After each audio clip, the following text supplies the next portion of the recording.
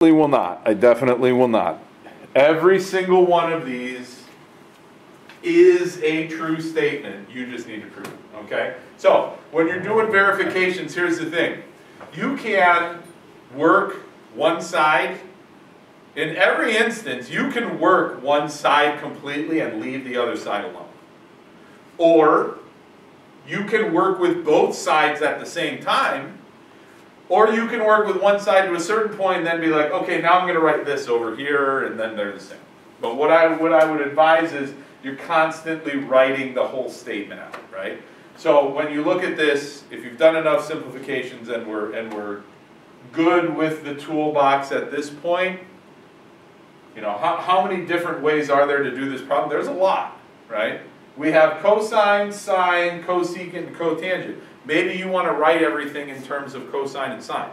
So maybe you want to come over here and you want to call this 1 over sine x.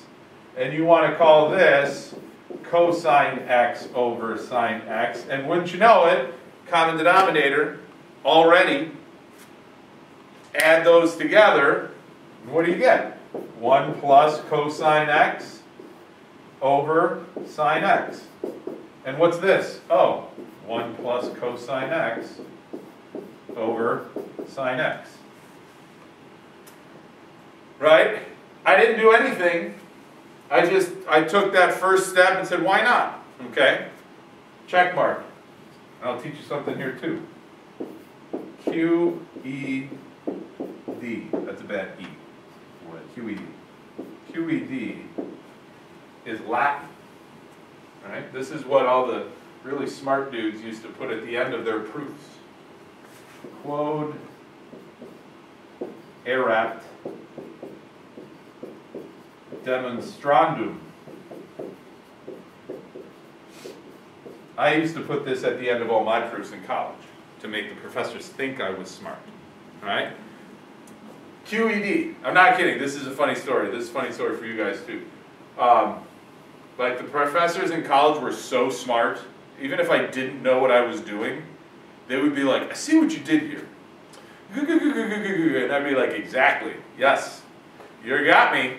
You got me, John Froliger. You are so smart, you could figure out that I knew what I was doing, even though I had no idea what I was doing, right? True story. Like he would be like, okay, I see what you're doing, because I would go to office hours all the time, because I was not smart, right? And I think I've said this a million times, and now it's on camera, now it's a permanent record. Like, I'm not a smart person, but nobody worked harder than me. Like, I was the hardest worker in the classroom my entire life. And so then when I started taking these math classes, I realized, I thought I was smart, but really it was just the product of really hard work. And then I got to college and realized, like, I'm not smart, because I tried to do these math classes, and it was super hard. And so I would take these courses, and like I would be in the professor's office all of the time. 5-6 hours a week I would be with just my professor and I, right? And I would like do my work, and he would be like, okay, well, so that's not right, but I see what you're thinking. And then I'd be like, yep, you got me. Smart guy, right? Anyway, so I used to put QED at the end of all of my proofs, because it means like, here it's been done, or like, thus it has been proven, or look at all my work here. It's like a mic drop. It's like a 17th century Latin mic drop. Like, I just did that. Boom. Right? QED. So if you want to do that, you want to get in that habit, go ahead.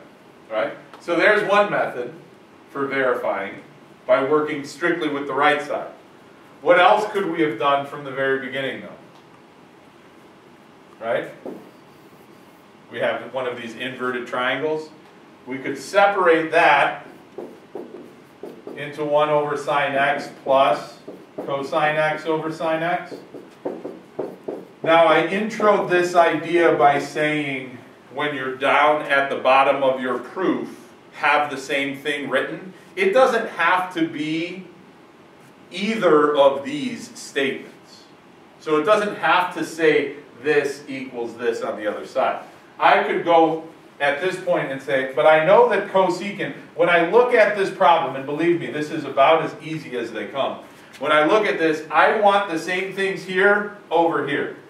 And over here I've got a 1 over sine. Well, I know that's 1 over sine, so if I write that, okay, I feel like my tag's sticking out. My tag is sticking out. Scratching the back of my neck. So I have that one piece.